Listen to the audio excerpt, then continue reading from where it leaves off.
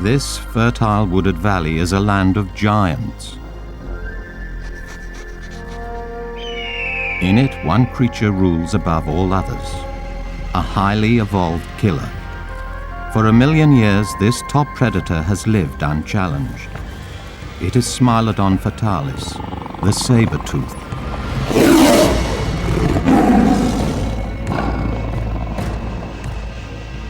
But this formidable animal, with no predator to fear and plentiful game to eat, is about to disappear forever.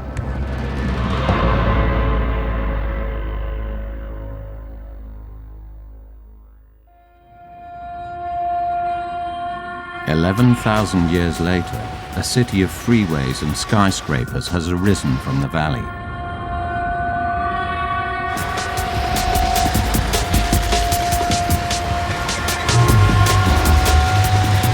Yet it has not totally obliterated all traces of the saber-tooth. Evidence still remains beneath downtown Los Angeles. The Rancho La Brea tar pits is one of the world's most extraordinary fossil sites. These pools of tar contain a record of life stretching back into the Ice Age. Paleontologists have unearthed millions of fossilized bones. For Blair Van Valkenburg, it's a gold mine. Believe it or not, this black swamp that I'm standing in the middle of is a paleontologist's dream. I mean, it is hard to believe looking at it, but it is chock-a-block with bone. I mean, from all the tar pits that are in this small area, there are over 4 million specimens that have been found. Things as small as rodents and as large as mammoths. This paleontologist's dream is the result of an accident of ancient geology. Tar seeps from under the earth through cracks caused by California's frequent earthquakes. Pools of deadly oil form just below the surface. 10,000 years ago, you're a thirsty animal, and you might walk out, approach that water, and because you're a rather large and heavy animal, you'd find your feet sinking, and you would struggle, but that would actually probably drive you deeper as you struggled, and pretty soon you'd be in a position from which you were no longer able to get yourself out of. It would have been a slow, agonizing death. And even today, we see things getting stuck. It's not that this process stopped 10,000 years ago. It's still happening. You can see the tar coming up on the surface. And over here, you can see a little yellow-rumped warbler that probably innocently saw some water or saw a bug on the surface and swooped down to get it and never took off again. Tar is one of nature's great preservatives. So even the smallest of bones remain. Paleontologists can reconstruct the past using the bones of the animals that they find, especially when they're beautifully preserved, as they are at Rancho La Brea. You can reconstruct the strength of the animal, you can reconstruct the size of the animal, you can reconstruct its feeding habits from its teeth. The preservation at La Brea allows us to reconstruct the entire fauna with relative ease. But Rancho La Brea is famous for reconstructing one creature above all others, the saber-tooth. Over 2,000 of them have been recovered. Now we can probably guess that this might be a female. It's hard to tell because female and male saber-tooths were about the same size. So we need to really do a lot of detailed measurements to actually figure that out. And it really illustrates how well the tar preserves these fossils. There's just no distortion. The cat is very beautifully preserved, and it's very easy for us to think about them moving around the landscape here, recreating, at least for a paleontologist, it's easy to recreate them in our own mind and see them roaming the plains of Los Angeles some 11,000 years ago.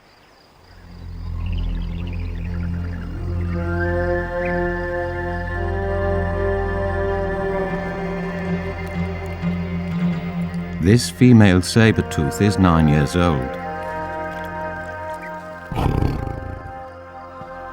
She's very similar to a male cat, up to 1 meter high at the shoulder and the weight of 4 men. She's tracking her prey, searching for the scent left by large game like bison or horses.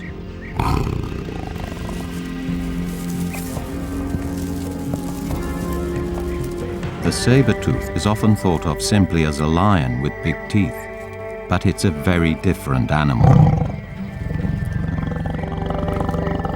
She's twice as heavy as a modern lion, built more like a bear with stocky muscular shoulders, shortened hind legs and a stunted tail, all designed to deliver power to her killer canines.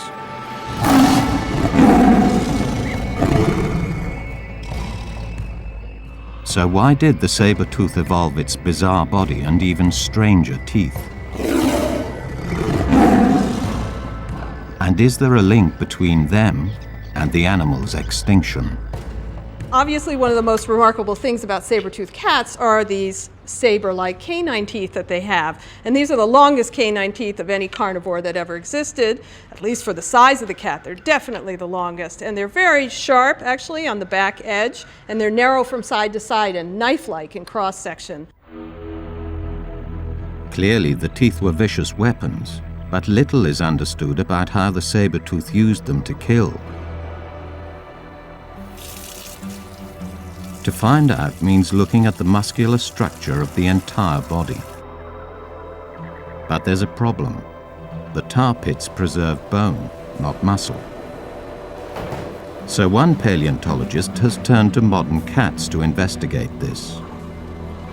The nearest match isn't a speedy runner like a cheetah, but the slower-moving jaguar.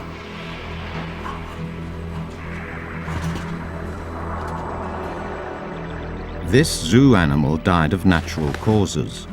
Now it's helping Virginia Naples to find out how its ancient saber-toothed relative actually behaved as a predator. The biggest mystery about saber-toothed cats is how an animal with very long and very sharp, but very thin and brittle teeth could have been able to make a bite without these teeth being broken. And how were they able to use their muscles in order to generate enough force to make the bite? Understanding how the jaguar's biting muscles attach to the skull allows Virginia to compare the awesome power of the saber-tooth's bite. The saber-toothed cat skull, in addition to being larger than the jaguar skull, is different in shape, and you've got much greater space here for this muscle than you do in this animal. So we can assume this muscle was bigger and therefore could exert more force than the corresponding muscle in the jaguar, which would help to give this animal a stronger bite.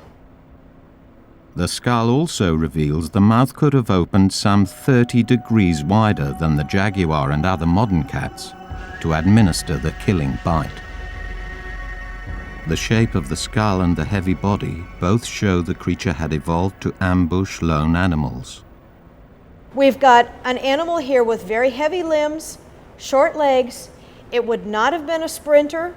It would have had to hide in ambush and sneak up on its prey. This animal was much bigger, relatively speaking much heavier, with even heavier muscles. If this animal could not run particularly fast, this animal would have been even more dependent upon hiding from its prey and then pouncing on it at the last minute.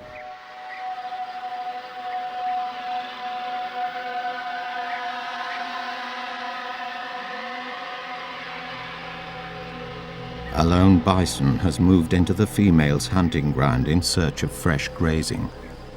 Without the protection of a herd, it's exposed to a terrible risk.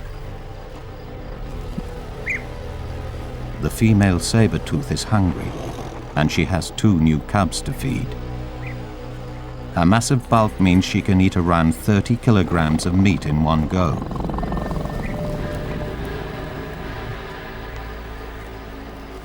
As a slow runner, good cover is vital to the success of her ambush.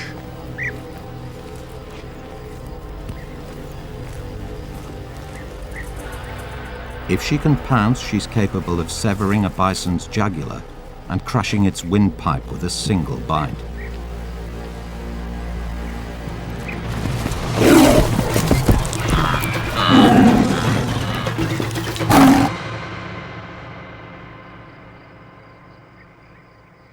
Yet even for a predator as deadly as the saber-tooth, ambush hunting is a high-risk strategy.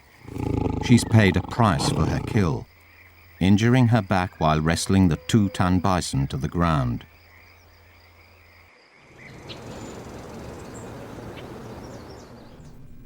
Proof that hunting could take a heavy toll on saber-tooths comes from the bones found at La Brea.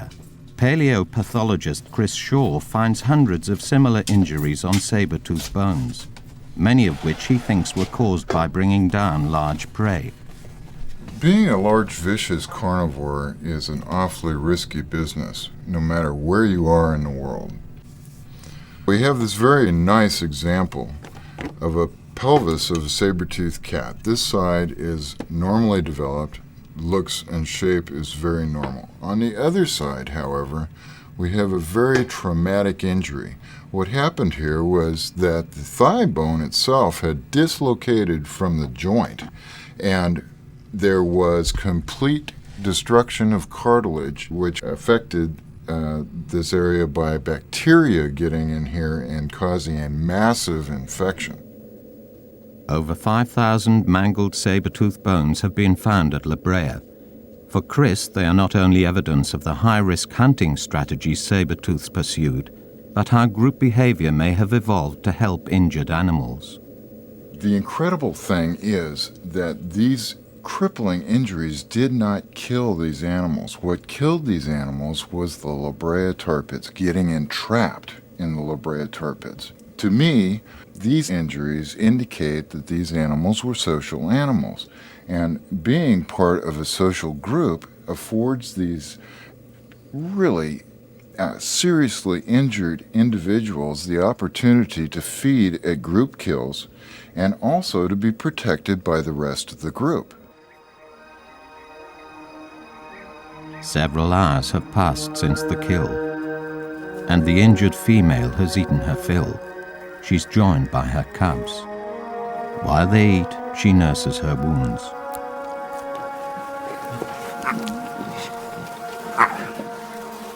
A male comes along. He's her 2-year-old son.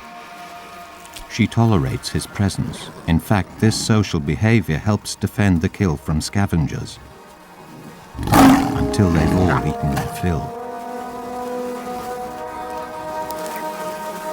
The saber-tooth thrived as long as there was prey and adequate cover from which to attack it.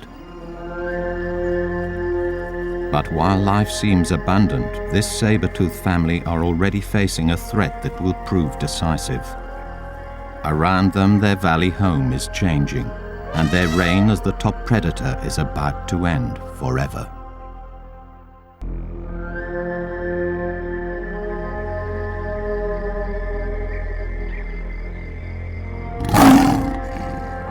Having reigned as top predator for 1 million years, this saber-tooth, along with the rest of her species, is suddenly facing extinction.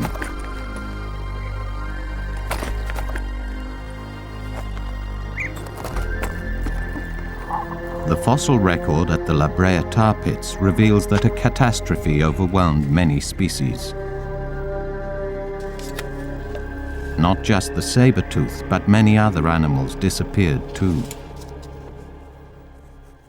About 11,000 years ago, something strange happened, and we find no more of these saber-tooths anymore in this tar pit or anywhere else in North America. And lost alongside them are the dire wolves and the mastodons, the mammoths, the camels, the horses, all the things they preyed upon. In fact, this saber-tooth is probably one of the last saber-tooth cats that existed in North America. In this land of giants, many of the largest animals, like the mammoth, died out. Dating their remains shows this coincided exactly with the end of the last ice age. For 100,000 years, global temperatures had been around 10 degrees Celsius colder than today. But by 11,000 years ago, the climate was warming up. In Arizona's Sonoran Desert, paleobotanist Julio Betancourt has discovered compelling evidence, revealing what conditions were like when the saber-tooth ruled, and the drastic change that was about to overwhelm it. Today, the Sonoran Desert is very dry, but Julio's discovery reveals that it wasn't always like this. And evidence for this comes from an unlikely animal, the pack rat. This seemingly unremarkable rodent reveals a major environmental change was unfolding at the same time as the saber-tooth disappeared. All because of how its ancestors built their nests 12,000 years ago. Well, here's what all the excitement is about. This is actually a pack rat nest right here that was occupied by a pack rat, in this particular case, about 12,000 years ago. Pack rats use these rock shelters for cover, and they bring in a lot of plant material from about 50 meters, 60 meters away. The plants the pack rat built its nest from have been preserved in a unique way.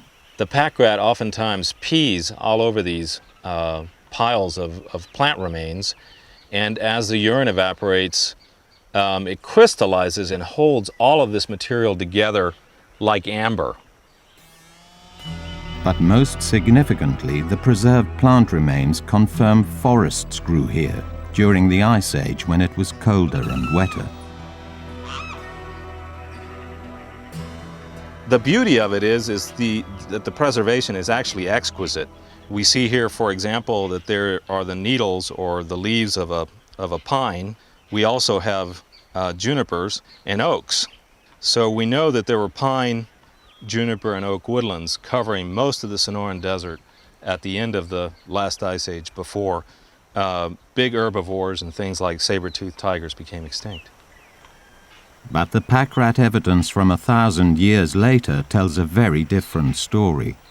The pine and oak forests were disappearing. The Ice Age was coming to an end, heralding massive environmental changes that continue till this day. So the overall trend for the southwestern United States and Southern California since the last ice age has been towards hotter, drier environments and towards more desert vegetation. But how could changing vegetation be linked to the extinction of a carnivore like the saber-tooth? While the change didn't affect the female and her cubs directly, it did affect their food supply in vital ways. Ironically, paleoecologist Greg MacDonald believes it actually increased it. The biggest mystery that we have to look at is the fact that not everything goes extinct, that you have animals that do survive. Here in North America, you have mammoths, mastodons, horses, they all disappeared. And yet other groups of animals, like the North American antelope, the American bison, a lot of those animals did survive and did quite well, increased in numbers and spread out. Horses didn't return until Spanish conquistadors reintroduced them a mere 500 years ago. Scientists must explain their extinction, and also why the bison survived and thrived.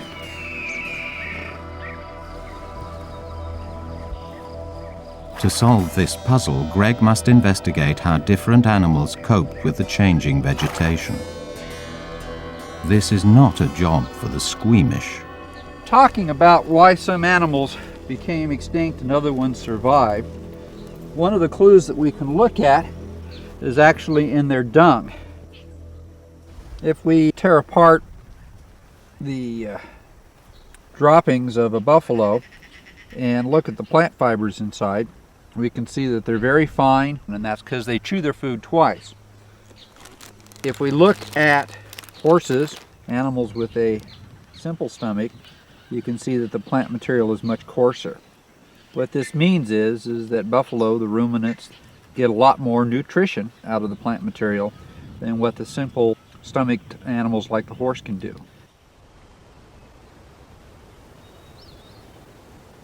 As the variety and nutritional value of plant life changed, it now seems the ruminants had an inbuilt evolutionary advantage. The variety of plants that's living in an area is changing, and this probably creates a crisis, and those animals that are better at getting the nutrients out survive, like the bison, whereas those that are not as good are going extinct, like the horse. But for the saber-tooth, the proliferation of bison means hard times. Despite the fact she's beautifully designed as an ambush predator, she's becoming peculiarly vulnerable. In drier, more open country, there's less cover, and she'll struggle to hunt using her highly evolved ambush skills. She'll need to chase down her prey, but she simply isn't built for speed. Bison farmer Larry Toller appreciates how hard it is to hunt bison. To kill a bison is damned hard. They don't like to separate from each other. They stay as a very close, tight-knit group. They protect the babies. To get one separated is almost impossible because the herd doesn't want it to happen. The ability to hunt successfully, always a tricky business, was now even more difficult. Not only was there less cover to ambush from, fossil discoveries show Greg MacDonald that the bison were evolving a powerful new defense mechanism. One of the things that we see happens is they become smaller. This does have advantages though, because a smaller animal does not require as much food for survival, and you can pack more animals into a given area, which means you can have larger herds, which has the advantage of more eyes, more animals on the watch out for predators. The growth of large bison herds was another terrible blow to the saber-tooth's chances of survival.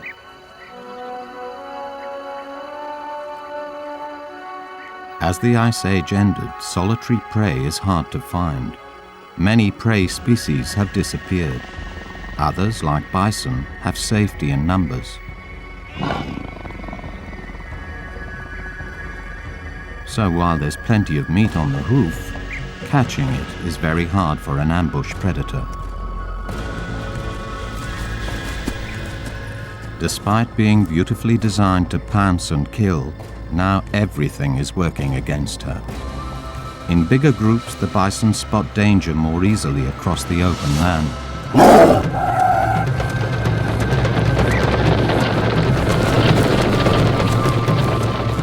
They've seen her coming and can easily outrun her.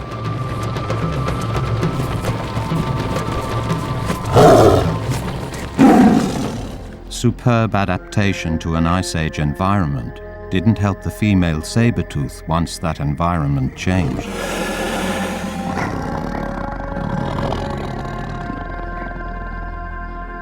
In a different world, the predator at the top of the food chain is even more vulnerable to annihilation.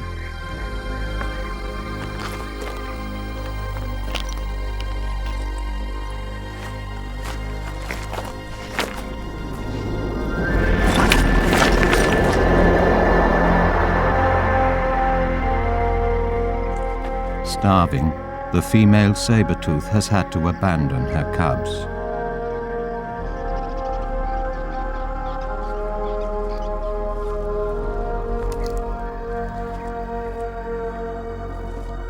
She'll never reproduce again.